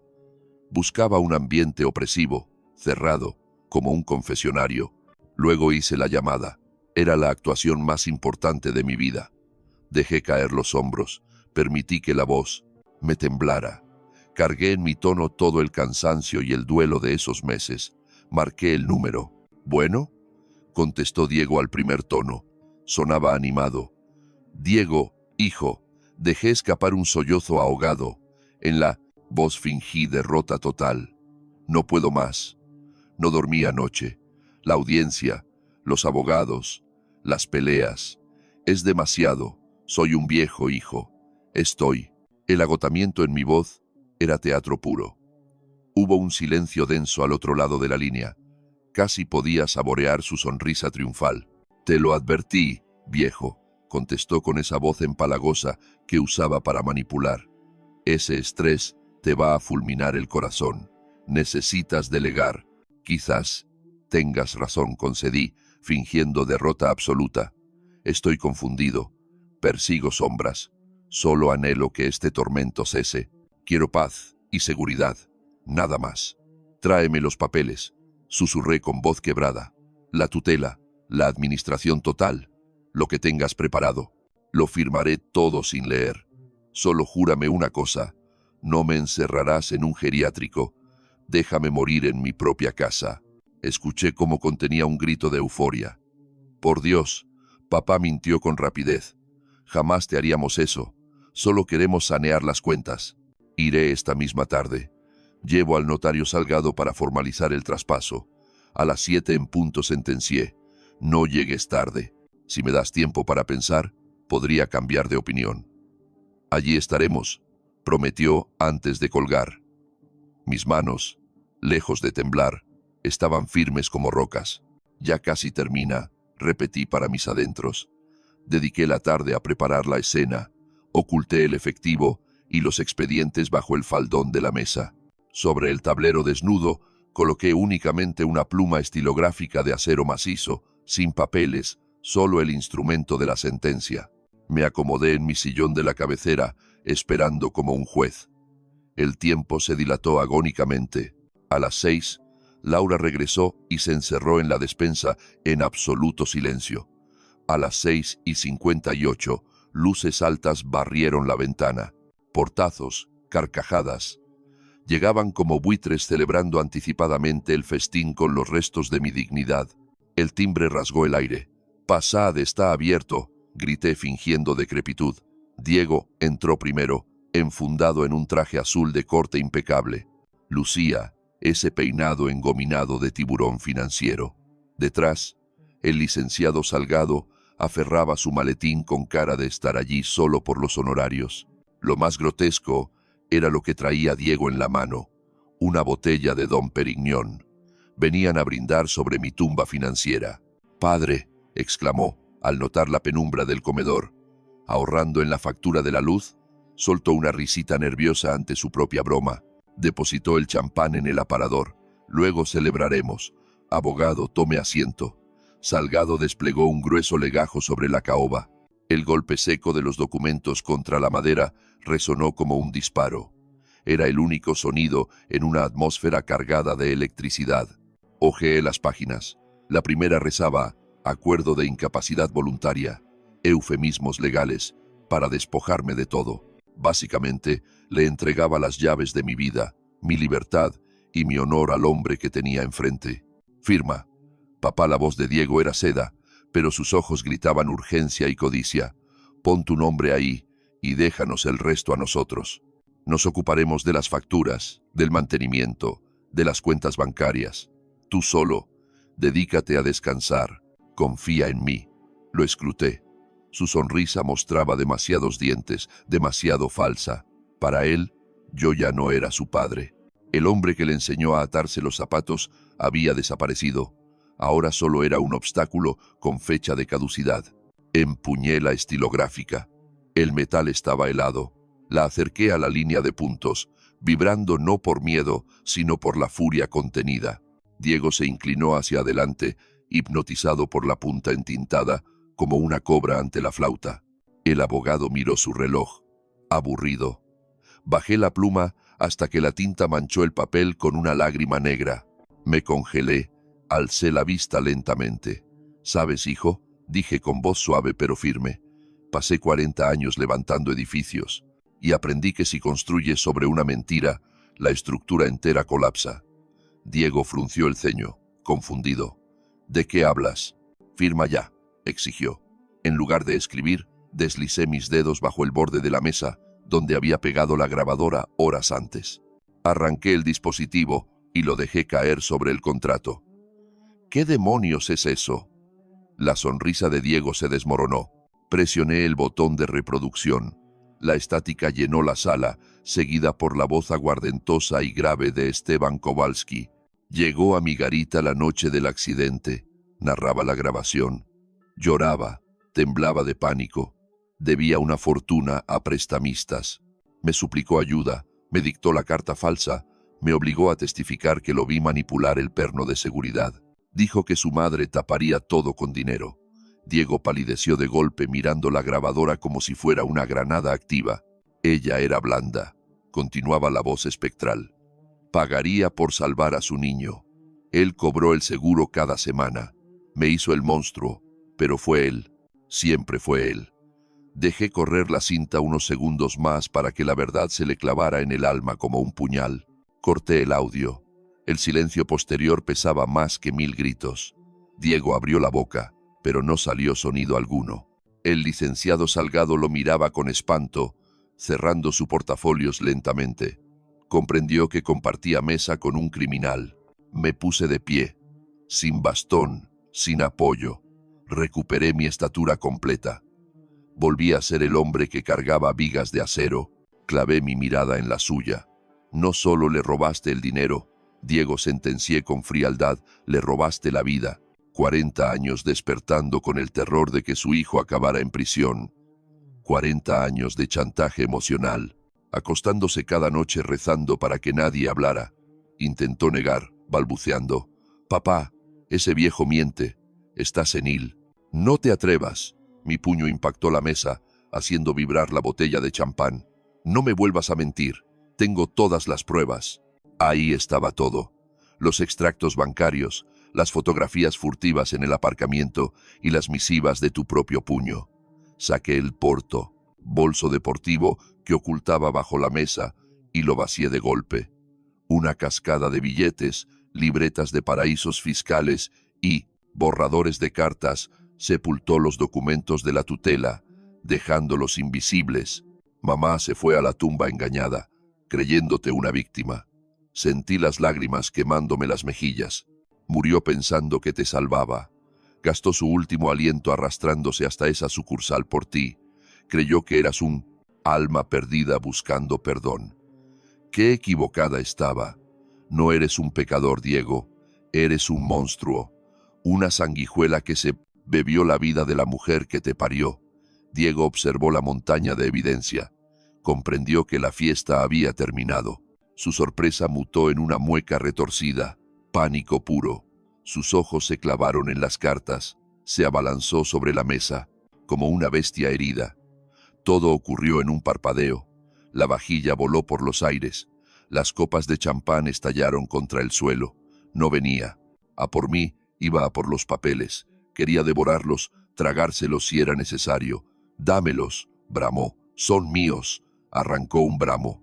Puñado de hojas, destrozando varias. Se movía como un animal atrapado, pero no llegó lejos.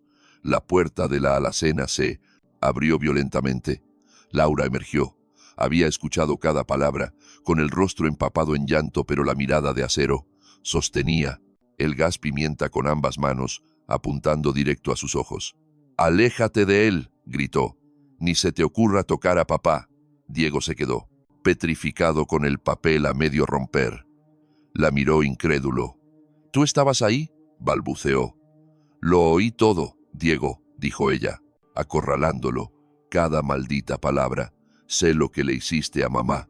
Él miraba a todos lados, viéndose rodeado. Su abogado ya reculaba hacia la salida, con la mano en el pomo, listo para huir. «Me das asco», le escupió Laura. «Y vas a pagar por esto». Diego soltó los papeles. Se desplomó en la silla como si le hubieran cortado las cuerdas. Le faltaba el aire. Se veía diminuto, insignificante. Volví a tomar asiento. Puse el cuaderno azul sobre la pila de dinero. «Se acabó, hijo», le dije. El banco cerró sus puertas y la patrulla está al caer. Un silencio sepulcral inundó la casa, roto únicamente por el jadeo nervioso de Diego. Laura mantenía el spray en alto, firme, sin moverse un centímetro de las pruebas. El licenciado Salgado, pegado al marco de la puerta, dudaba entre quedarse o salir disparado. Miré hacia el pasillo. «Ya pueden salir», anuncié con voz potente. La puerta de la habitación principal se abrió. No salió un espectro, sino el comisario Ramírez, seguido de mi abogado, el licenciado Herrera. Llevaban 1 hora. Allí, testigos en la sombra, escuchando todo por el micrófono oculto. Diego levantó la vista. Al ver la placa dorada, se le heló la sangre. Entendió que aquello no se arreglaba con una charla de sobremesa. Era el fin del trayecto. El comisario avanzó bajo la luz de la lámpara. Era un hombre imponente, al que conocía hace 20 años. Miró a Diego como quien mira suciedad en la suela de su bota. Diego Benítez, dijo apoyando la mano en el cinto, tiene derecho a guardar silencio. Diego retrocedió, arrastrando la silla. No, espere, oficial. Es un malentendido, cosas de familia. Mi papá está senil, se confunde. A mí no me sonó a malentendido, replicó Ramírez sacando los grilletes. Me sonó a confesión, a chantaje, extorsión y amenazas.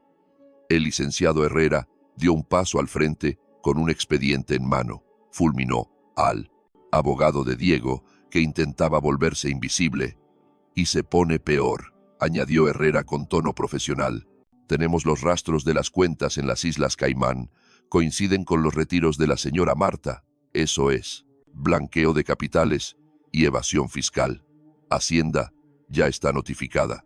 Les interesa mucho saber cómo un empleado de 60,000 anuales tiene millones en paraísos fiscales.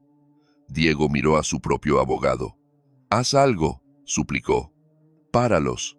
«Lo siento», dijo, Salgado guardando sus lentes. «No seré cómplice de esto. Me mentiste. Dijiste que era una tutela simple. Me retiro». Abrió la puerta y se marchó, dejándolo a su suerte. Diego me miró, con el rostro descompuesto. La arrogancia se había evaporado. Solo quedaba un niño aterrado, atrapado con las manos en la masa. «Papá, por favor», lloriqueó. «Diles que paren. Soy tu hijo. No, puedes dejar que me lleven. Piensa en la familia. Piensa en los nietos». Lo miré. Pensé en la familia. En Marta, bajo la lluvia, arrodillada en el asfalto, en 40 años de terror. «Dejaste de ser mi hijo el día que escribiste esa carta», respondí. El comisario lo giró y le puso las esposas. El clic metálico sonó definitivo, como una sentencia. Lo empujaron hacia la salida. Laura lo siguió con la mirada, llorando, pero firme como una roca. Era igual de fuerte que su madre. «Espera», dije. El comisario se detuvo. Fui al escritorio y saqué la chequera. La abrí, tomé la pluma y redacté un cheque. Lo arranqué y me acerqué a Diego. Sus ojos brillaron con una falsa esperanza. Quizá creía que le pagaría la fianza. Lo deslicé en el bolsillo de su saco, junto al pañuelo de seda que usó para fingir dolor en el funeral. «¿Qué es esto?», susurró. «1450», respondí con frialdad. «Querías saber cuál era el saldo final de tu madre. Pues ese. El resto ya lo has saqueado tú, y esa cifra es exactamente lo que vales para mí a día de hoy. Gástalo en tabaco cuando estés en prisión». Diego me fulminó con la mirada y estalló, no de miedo, sino de pura ira. «Viejo desgraciado», aulló mientras lo empujaban hacia la patrulla. «Esa plata era mía. Me la debía. Esperé a que te murieras, pero nunca te terminabas de morir». Un portazo ahogó sus alaridos. Salí al porche. Las luces giratorias de la policía teñían de azul los árboles. Justo detrás del coche patrulla aguardaba la limusina. Se abrió la portezuela y bajó Lidia, impecable con su vestido de fiesta y el bolso de mano. Vio a su marido, esposado, al sheriff, a mí. «¿Qué demonios pasa?», chilló histérica. «Se lo robó todo, Lidia», le grité. «La mansión, los autos, vuestros lujos. Todo salió de desfalcar a su madre y ahora el fisco viene a incautarlo todo». Lidia se congeló. Miró a Diego con espanto, pero no corrió a consolarlo. Retrocedió asqueada. Entendió el mensaje al instante. Se le acabó la gallina de los huevos de oro. Su vida de ensueño se había esfumado. No miraba a su esposo con compasión, sino con el terror de verse en la ruina. Metieron a Diego en el coche. Lidia se refugió de nuevo en la limusina, sin dignarse a mirarme. Los vehículos se alejaron, dejando solo estelas de humo y silencio. Los grillos volvieron a cantar. Las hojas susurraban con el viento. Laura salió y se paró junto a mí, tomándome la mano. «Ya pasó, papá», murmuró. Llené mis pulmones. El aire se sentía purificado. Por primera vez en medio año, la opresión en mi pecho desapareció. «Sí, hija», contesté, apretando su mano. «Se terminó». Entramos de nuevo. El efectivo y las cartas seguían en la mesa, pero habían perdido su poder. Ya no eran más que papel inerte. Agarré el cuaderno azul. Mañana ardería. Mañana pondría la casa en venta y seguiría adelante, pero esta noche iba a descansar. Dormiría el sueño de los justos. Miré a Laura. ¿Tienes apetito?, le pregunté. «Queda algo de pollo frito». Sonrió con los ojos húmedos. «Sí, papá. Me muero de hambre. Cenamos bajo una luz suave». La atmósfera de la casa había cambiado. Ya no se sentía maldita, sino vacía, pero era un vacío limpio, un espacio listo para nuevas historias. Había perdido a un hijo, cierto, pero recuperé mi dignidad. Y en algún lugar esperaba que Marta lo estuviera viendo, que supiera que ya no necesitaba protegerme, que la deuda estaba pagada, no con plata, sino con justicia. $14.50. Una miseria, pero fue el precio de mi libertad y lo pagué con gusto. 30 días.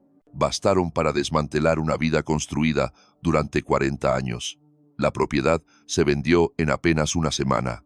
Al parecer, unos buenos cimientos y suelo de roble cotizan alto, aunque los recuerdos estén manchados. Ayer di mi última vuelta por las habitaciones. Vacías.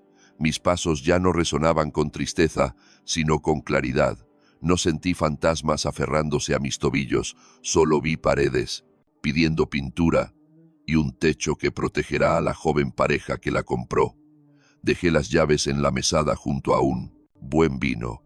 Espero que llenen este sitio de memorias felices. Ojalá críen hijos que entiendan lo que vale la verdad. Me encontré con Laura en la entrada. Se la veía diferente, más liviana, como si la sombra de su hermano se hubiera disipado. Diego seguía encerrado en la prisión del condado sin fianza, marcado como riesgo de fuga por sus cuentas en el extranjero. Su mujer pidió el divorcio y se llevó a los niños con su madre a Florida. Su imperio de naipes cayó tal como le advertí que pasaría. Le entregué a Laura un sobre abultado con los papeles de un fideicomiso. Recuperé la mitad del dinero y lo puse a su nombre y el de sus hijos. Estudios pagados, primeras viviendas aseguradas. Laura rompió a llorar al ver los números. Quiso devolvérmelo, alegando que no quería nada sucio. «No está sucio», le aseguré. «Es la herencia de tu madre. Es lo único rescatable de este desastre. Úsalo para darles a esos chicos la vida que ella soñó. Enséñales que la felicidad no requiere mentiras ni robos». Me abrazó con fuerza y me preguntó si me quedaría en su casa esa noche. Le dije que no, que tenía otros planes y una promesa pendiente. Conduje hasta el cementerio Colinas del Roble. El día estaba radiante, un cielo tan azul que lastimaba la vista. El barro del entierro ya no estaba. Ahora todo era hierba verde y flores silvestres. Se respiraba una paz absoluta. Llegué a la tumba de Marta más rápido de lo esperado. La lápida ya estaba instalada. Marta Benítez, amada esposa, madre. Me quedé allí parado, escuchando el viento mecer los árboles, pensando en la chica de ojos brillantes que juró amarme en la riqueza y en la pobreza. Y cumplió. Me amó tanto que sacrificó su propia tranquilidad. Me amó tanto que cebó a un parásito con tal de que yo no perdiera la empresa. Saqué el cuaderno azul de mi bolsillo. Tenía el lomo roto y las páginas ajadas, pero pesaba como un bloque de plomo. Me arrodillé en el pasto y saqué mi encendedor Zippo. El metal estaba helado. «Fuiste una imprudente, Marta», le susurré a la piedra fría. «Increíblemente imprudente. Creíste protegerme, pero estabas alimentando a un monstruo. Tenías que...». Hundí mis rodillas en el pasto y saqué el encendedor de metal. El acero estaba helado. «¡Qué imprudencia!», Marta, le susurré a la lápida. «¡Qué ciega fuiste! Creíste protegerme, pero engordabas a una bestia. Ya no habrá preguntas. Debiste haber confiado en mí. Juntos habríamos podido contra el mundo. Por ti, yo habría sido capaz de incendiar el universo entero». Froté la rueda del encendedor. La llama osciló bajo la brisa. «Aún así, te amo», murmuré con la voz hecha pedazos. Te amo más de lo que las palabras permiten y te absuelvo. Te perdono por esos silencios oscuros. Te indulto de tus falsedades. Actuaste según tu instinto, como una leona escudando a su cachorro, sin ver que estabas criando a una bestia. Aproximé el fuego al borde de la libreta. Las tapas de cartón prendieron al instante. La tinta azul se tornó carbón. Las páginas se retorcieron por el calor. Fui testigo de cómo se esfumaban 1984, 1990, 2010. Números que sumaban millares, la contabilidad de 4 décadas de chantajes puros y duros, transformándose en polvo grisáceo que el aire dispersó. Ya no hay desorden, Marta. Le hablé al vacío mientras los últimos restos se desintegraban. He sacado la basura. Ese chico, Diego, ya no tiene poder sobre nosotros. Nadie más saldrá herido. Ya puedes dormir tranquila. Olvídate de la policía ni de los vecinos. Todo terminó. Me sacudí la tierra. Sentí una ligereza extraña, como si la gravedad me hubiera soltado. Descansa tranquila, mi vida, murmuré. Nos veremos pronto. Di media vuelta sin mirar atrás. Dejé allí solo una lápida fría y la memoria de lo que fuimos. Mi futuro aguardaba en el aparcamiento. Al lado de mi vieja camioneta reposaba una bestia majestuosa, una casa rodante diésel de 12 metros, blanca e inmaculada, resplandeciente con sus cromados. Una cama king con cocina integral y un parabrisas panorámico que abrazaba la cabina como unas gafas de aviador gigantes. Llevábamos 30 años soñando con este vehículo. Planeábamos visitar el Gran Cañón, Yellowstone, mojar los tobillos en el Pacífico. Pero la vida siempre ponía trabas, facturas, remodelaciones, los escándalos de Diego. Ahora, sin embargo, el camino estaba despejado. Trasladé mi Macuto desde el camión hacia el interior de la autocaravana. Acomodé la caja de herramientas en el maletero lateral. Coloqué el retrato enmarcado de Marta en el salpicadero, justo al lado del navegador. Me acomodé en el asiento del piloto, alto y mullido como un trono. Giré el contacto. La máquina despertó con un bramido grave que sacudió mis huesos. Aquello sonaba a pura independencia. Chequé los espejos, los niveles, tanque a tope, depósito de agua lleno, nevera bien, surtida. A mis 80 años no tenía hogar ni mujer, dejaba atrás a una hija y a un hijo al que deseaba no volver a cruzarme jamás. Pero tenía 5 millones en la cuenta y un mapa abierto. Solté el freno de mano. El gigante rodante tembló, impaciente por devorar kilómetros. Abandoné el cementerio y me incorporé a la autovía. La carretera se desplegaba ante mí como una cinta infinita hacia la nada. Eché un vistazo al retrovisor. Ya no se divisaba aquella casa vieja llena de rincones sombríos, ni el banco con sus entradas traseras, ni el vástago que me traicionó. Solo quedaba el asfalto huyendo a mis espaldas. Pisé el acelerador a fondo y por primera vez en 40 años no construía para nadie. No cubría los errores ajenos, ni me agobiaban nóminas, seguros o extorsiones. Simplemente conducía. Miré la foto en el tablero, con Marta sonriéndome. Nos vamos a ver el mar, vieja, le dije, tal como prometimos. Clavé la vista en la ruta y tras una eternidad experimenté la verdadera libertad. La lección más dura que aprendí al llegar a los 80 años no es sobre finanzas, sino sobre el precio del silencio. Mi mujer invirtió 4 décadas blindando a nuestro hijo de las consecuencias, pero lo único que logró fue cebar a un demonio bajo nuestro propio techo. El amor ciego no rescata a nadie, solo prolonga la agonía. La verdad, aunque duela en el alma, siempre vale más que una mentira piadosa. No permitas que los lazos de sangre te encadenen a soportar el maltrato. A veces, el acto de amor más grande es dejar que tus seres queridos se estrellen contra la ley y su propia conciencia. Si la travesía de este anciano en busca de justicia te ha conmovido, regálame un me gusta para no sentirme tan solo. Únete al canal y acompáñame en estos kilómetros de libertad que me quedan. ¿Alguna vez descubriste un secreto que te rompió el corazón sobre alguien a quien amabas profundamente?